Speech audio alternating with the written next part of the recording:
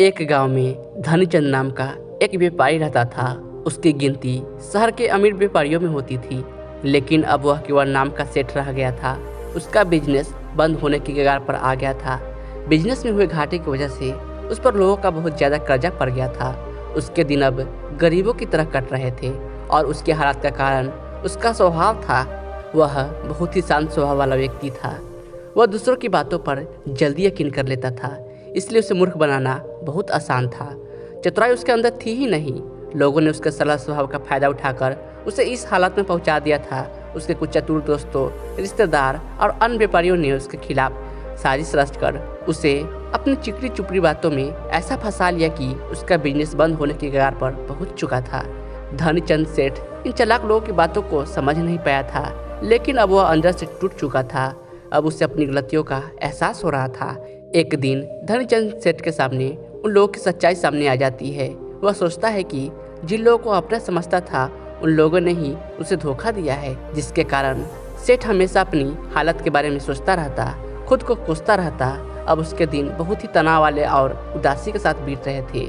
उसकी पत्नी अक्सर उससे झगड़ा करती रहती। अन्य सेठ अब अपना कर्जा मांगने के लिए हर रोज उसके घर पर आते। एक लंबी सेठों की भीड़ ने उसे बहुत ही ज्यादा गहरे सदमे में डाल दिया था। वह अब उन सेठों से बचता बचाता छिपने लगा। अपनी इस हालत से परेशान होकर उसने आत्महत्या करने का फैसला किया और वह आत्महत्या करने के लिए दूर एक पहाड़ी की ओर चल पड़ा। रास्ते में उसे एक महात्मा की कुटिया दिखाई दी। कुटिया में बहुत शांति और सुकून था।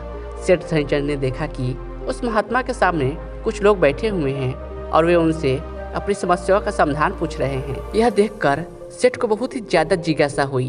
कुटिया से बाहर आ रहे एक व्यक्ति को उसने रोका और महात्मा के बारे में वह पूछने लगा। उस व्यक्ति ने सेठ धनीचंद की ओर देखा और कहा कि वह महात्मा आसपास के सभी गांवों का शहरों में बहुत ही ज्यादा प्रसिद्ध है। वह बहुत ही अधिक बुद्धिमान है। वह लोगों की बड़ी बड़ी समस्या को चंद मिनटों में सुलझा देते हैं। वह लोगों के मन की बात जानने और उनके झूठ को पकड़ने में माहिर है, क्योंकि उन्होंने मानव स्वभाव के बारे में गहराई से अध्ययन किया है और इसे समझने में उन्होंने महारत हासिल की है। वह किसी को भी अपनी बात पर सहमत करने के लिए चुटकियों में सहमत कर लेते हैं, इसलिए उन्हें चतुर बाबा के नाम से भी जाना जाता है। वह व्यक्ति सेठ धनीचंद की ओर देखकर कहता है, अगर आपको भी कोई समस्या है तो आप उनसे समाधान पूछ सकते हैं। यह कहकर वह व्यक्ति वहां से चला जाता है। इसके बाद वो सेठ चुपचाप लोगों की भीड़ में बैठ गया और अपनी बारी का आने का इंतजार करने लगा। भीड़ को खत्म होने में शाम हो गई। अब सेठ की बारी थी। उसने महात्मा को प्रणाम किया और दुखी मन से अपनी सारी घटना के बारे में बता दिया। वह महात्मा सेठ की बातों को बहुत ध्यानपूर्वक सुन रहे थे और फिर शांत स्वर में उत्तर दिया, इंसान को इतना शरीफ नहीं होना चाहिए कि वह हर किसी की बातों पर विश्वास कर ले और जो लोग कहे वही करना शुरू कर दे। हर व्यक्ति के अंदर इतनी समझ और चतुराई का होना बहुत जरूरी है, इसलिए नहीं कि वह दूसरों का फायदा उठा सके या उन्हें बेवकूफ़ बना सके, ताकि वह खुद को दूसरे चतुर लोगों के चालों से बचा सके, खुद को नुकसान से बचा सके और दूसरे जरूरतमंद लोगों की मदद कर सके। इतनी बातें कहने के बाद महात्मा अब कहते हैं कि अब मैं आपको समझाऊंगा कि आप लोगों से जो चाहते हैं वो कैसे प्राप्त कर सकते हैं। तुम्हें कुछ ऐसे तरीके सिखाऊंगा जिनका उपयोग तुम लोगों और परिस्थितियों को नियंत्रित करने के लिए कर सकते हो। इसके अलावा तुम्हें यह भी पता चल जाएगा कि धोखेबाज लोगों को कैसे पहचाने और उनसे खुद को कैसे बचाए। एक साधारण व्यक्ति कैसे समझदार व्यक्ति बन सकता है। ध्यान रहे, जो मैं तुम्हें सिखाने वाला हूँ उसका इस्तेमाल किसी गलत काम के लिए नहीं करना, लेकिन अपनी और दूसरों की सुरक्षा के लिए। बस मेरी बातों को ध्यान से सुनो। हम जिस दुनिया में रहते हैं वहाँ आपको कुछ लोग चतुर मिलेंगे जो अपनी आजीविका चलाने के लिए भोले भाले लोगों को इस्तेमाल करते हैं। अब आप इन लोगों को कैसे पहचानते हैं? जो अधिक बातें समझते हैं, आपको उन लोगों पर ध्यान देना चाहिए, क्योंकि ये लोग विश्वास की कमी को पूरा करने के लिए बहुत सारे शब्दों का उपयोग करते हैं। आपको उन पर ध्यान देने की कोई आवश्यकता नहीं है, क्योंकि वे अपनी झूठ की वजह से आपको बेवकूफ़ बनाने की कोशिश करते हैं। जो लोग एक ही बात को बार बार कहते हैं वह झूठ हो सकते हैं। ऐसे लोगों के कई उदाहरण हैं, ताकि आप उनकी चिकनी चुपड़ी बातों पर भरोसा कर सके। जिस व्यक्ति से आप बात कर रहे हैं उसे जानने का असली तरीका यह है कि आपको जो कुछ भी कहते हैं उसे एक बार दोबारा अवश्य सुने। जिस तरह से वे अपनी कहानी सुनाते हैं उससे आपको पता चल जाएगा कि वह सही है या नहीं। दूसरी बात, यदि आप किसी ऐसे व्यक्ति को जानते हैं जो दूसरों से झूठ बोलता है तो आप उस पर कभी भी भरोसा ना करें, क्योंकि जो व्यक्ति दूसरों से झूठ बोलता है वह निश्चित रूप से आपसे भी झूठ ही बोलेगा। साथ ही आपको ऐसे लोगों से सावधान रहना चाहिए जो दावा करते हैं कि उनके पास पहले बहुत पैसा था जो अब डूब गया है, जिससे पता चलता है कि जिससे आप बात कर रहे हैं वह झूठ बोल रहा है। हाँ, ऐसा हो सकता है कि एक बार उसके पास पैसा था लेकिन अब वह दिवालिया हो चुका है। बुद्धिमान इसी में है कि ऐसे व्यक्ति को कभी भी पैसे से समझौता नहीं करना चाहिए। जो व्यक्ति खुद के पैसे को संभालने में कमज़ोर हो सकता है उस व्यक्ति से सलाह लेना बुद्धिमानी नहीं है। आपको ऐसे अयोग्य लोगों से भी सावधान रहने की आवश्यकता है, क्योंकि अगर कोई व्यक्ति महत्वपूर्ण चीज़ों की देखभाल करने में सक्षम नहीं है तो ऐसे लोग अपने बिजनेस या काम को संभाल नहीं सकते हैं। एक समझदार व्यक्ति अपनी जरूरी समस्या पर अधिक ध्यान देता है, बेकार की चीज़ों पर नहीं। एक और वह व्यक्ति जो हमेशा अपनी बात दोहराता है और बार बार कसम खाता है वह व्यक्ति झूठा होता है, इसलिए ऐसे व्यक्तियों पर भी कभी भरोसा नहीं करना चाहिए। दूसरी ओर अगर आप चाहते हैं कि कोई व्यक्ति आपके साथ अच्छा व्यवहार करे तो आपको हमेशा अपनी इच्छा के अनुरूप परिणाम मिलेंगे, जो कि गलत है। आपको हमेशा एक बात याद रखनी चाहिए कि लोग वही चाहते हैं जो उन्हें कभी नहीं मिल सकता। इसलिए अगर आप ऐसा चाहते हैं कि किसी काम को पूरा करने के लिए आप उसे बार बार करें और आप उसे हासिल कर सकते हैं जो खुद फायर नहीं जा सकता, इसके लिए तुम्हें 2 नियमों पर ध्यान देना होगा।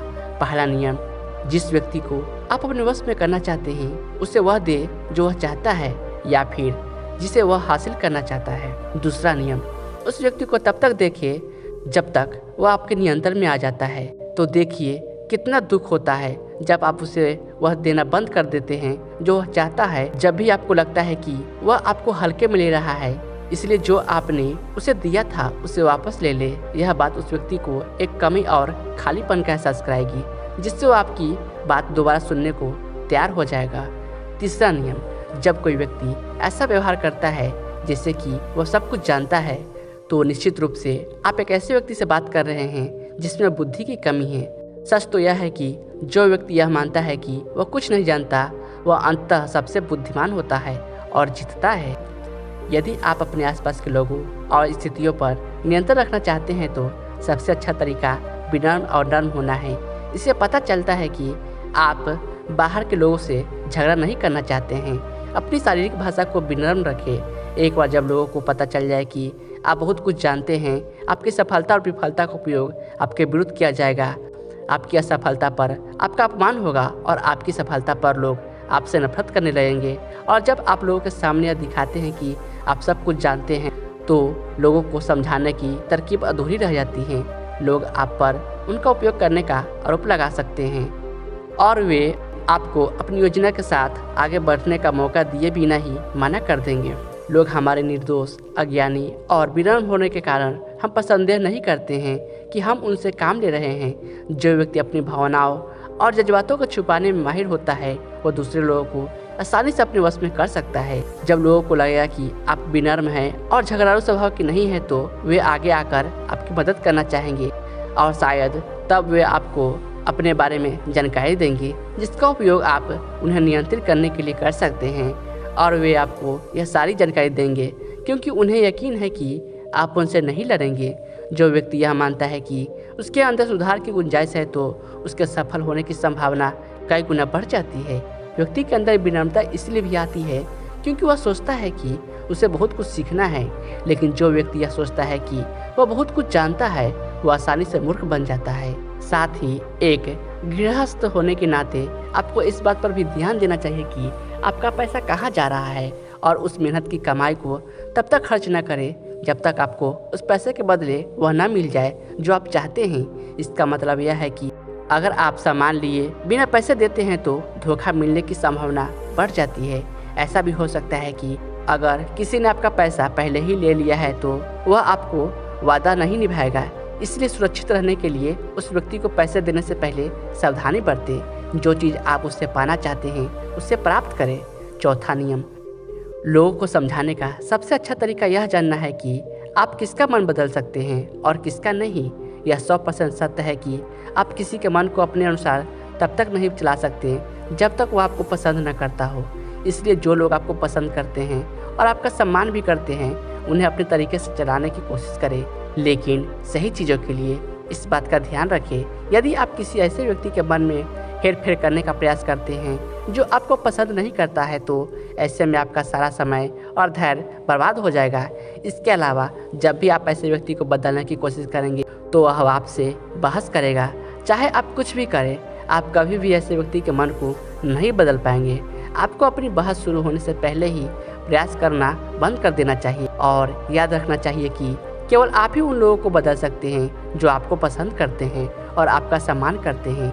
इसीलिए यदि आप किसी को बदलना चाहते हैं, सबसे पहले इसके साथ अच्छे संबंध स्थापित करें और उससे दोस्ती करें। इतना कहकर महात्मा कुछ देर रुके और फिर आगे कहने लगे, अब मैं तुम्हें कुछ अच्छे तरकीब बताऊंगा जिनका उपयोग करके चतुर और धोखेबाज लोग दूसरों को मूर्ख बनाते हैं और उनका गलत इस्तेमाल करते हैं।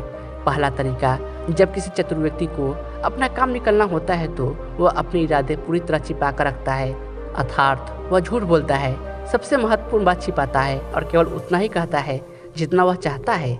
दूसरा तरीका, एक व्यक्ति जो चतुर है दूसरों को गुमराह करना चाहता है, वह जितना संभव हो उतना ध्यान अपनी ओर आकर्षित करना चाहेगा, क्योंकि इस तरह वह किसी समूह का सबसे महत्वपूर्ण हिस्सा बन सकता है, दूसरे लोगों को गुमराह कर सकता है या अपने फायदे के लिए आपके कमरे का इस्तेमाल कर सकता है। तीसरा तरीका, जो व्यक्ति लोगों को गुमराह करता है वह अच्छी तरह से जानता है कि लोगों की भावनाओं के साथ कैसे खेलना है। वह अलग अलग मौके पर अपने लाभ के अनुसार अलग अलग भावनाएं व्यक्त करता है, लेकिन केवल दिखावा करने के लिए। कभी कभी वह बहुत क्रोधित होगा, कभी कभी वह बहुत विनम्र होगा, कभी कभी वह बहुत मिलनसार होगा और कभी कभी वह बहुत उदास रहेगा। जिस व्यक्ति से उसका काम निकलेगा वह उसके साथ वैसा ही व्यवहार करना शुरू कर देता है। चौथा तरीका, धोखेबाज व्यक्ति सिर्फ अपने लिए सभी की सहानुभूति पाने की कोशिश करता है। उसे इस बात से कोई फर्क नहीं पड़ता कि आपकी समस्या कितनी बड़ी है। आपको हमेशा यह महसूस कराएगा कि उसकी समस्या आपसे बड़ी है और वह आपसे ज़्यादा परेशानी में है, इसलिए आपको उस पर दया करनी चाहिए और उसकी मदद करनी चाहिए। पांचवा तरीका, एक चतुर व्यक्ति जो आपको नियंत्रण करना चाहता है, उसकी अपनी इच्छा के अनुसार आपको यह सोचने पर मजबूर कर देगा कि वह आपके जीवन का सबसे महत्वपूर्ण व्यक्ति है। आप इसके बिना काम नहीं कर सकते, लेकिन वास्तव में ऐसा नहीं होता है। वह आपको सिर्फ यह आश्वासन देता है कि आप उसके बिना जीवन की कल्पना नहीं कर सकते हैं। इस तरह जितना अधिक आप उन पर निर्भर होते जाते हैं, उतना ही अधिक उनका आप पर नियंत्रण बढ़ता जाता है और वे आपसे अपना काम करवा लेते हैं। छठा तरीका, एक चतुर व्यक्ति हमेशा यह कोशिश करता है कि किसी भी बड़े काम का श्रेय हमेशा उसे ही मिले। तारीफ तो उसी की ही होनी चाहिए, चाहे कोई कुछ भी करे। तालियां सिर्फ उसके लिए है, इसलिए वे ज़्यादा से ज़्यादा लोगों का ध्यान अपनी ओर आकर्षित करना चाहते हैं, अधिक से अधिक लोगों को अपने साथ जोड़ने की कोशिश करते हैं। चतुर लोग अक्सर सबसे कठिन काम को दूसरों को सौंप देते हैं और आसान काम को अपने पास रख लेते हैं, लेकिन सारे काम का श्रेय खुद लेने की कोशिश करते हैं। सातवां तरीका, एक धोखेबाज आपका सबसे अच्छा दोस्त होने का दिखावा करेगा। वह दिखाएगा कि आपका उससे बेहतर दोस्त नहीं हो सकता। इस तरह से आपके सभी रहस्य जानने की कोशिश करेगा और गलत समय पर वह उनका उपयोग आपके खिलाफ करेगा। इसलिए अपने रहस्य बताने से पहले 10 बार सोचें, क्योंकि दुनिया में सबसे खतरनाक चीज़ एक धोखेबाज दोस्त है। इसलिए यह पहचानना सीखें कि कौन दोस्त है और कौन नहीं। आठवां तरीका, अधूरी जानकारी दे। एक धोखेबाज व्यक्ति आपको केवल उतनी ही जानकारी देगा जितनी वह आपसे जानना चाहता है, कारण क्योंकि वह व्यक्ति चाहता है कि आप सिर्फ यह बातें जानें। वह कभी भी आपके साथ पूरी बातें साझा नहीं करेगा, वह सबसे महत्वपूर्ण चीज़ें छिपाएगा ताकि समय आने पर वह उनका उपयोग कर सके और सारा श्रेय ले या अपना काम पूरा करवा सके। नौवां तरीका, एक चतुर व्यक्ति कभी भी अपने काम पर कायम नहीं रहेगा। समय आने पर वह अपनी बात से मुकर जाएगा। इसका कारण कुछ भी हो सकता है, या तो वह चाहता है कि आप ऐसा न करें या वह जानबूझकर ऐसा कर रहा है। यह उसकी इच्छा पर निर्भर करता है। 10वां तरीका, वे ऐसा दिखावा करते हैं जैसे उन्हें कुछ भी पता नहीं है। वे सबसे निर्दोष है, हालांकि उन्हें उस समय पर उस घटना के बारे में सब कुछ पता है, लेकिन फिर भी वे आपके मुंह से सब कुछ सुनना चाहेंगे, क्योंकि कल को अगर उनके मुंह से कुछ ऐसी बातें निकल गई जो नहीं करनी चाहिए थी, तो वह आपका नाम ले सकते हैं कि उसने मुझे बताया था। वे निर्दोष बने रहे ताकि वे अपनी जिम्मेदारियों से बच सके।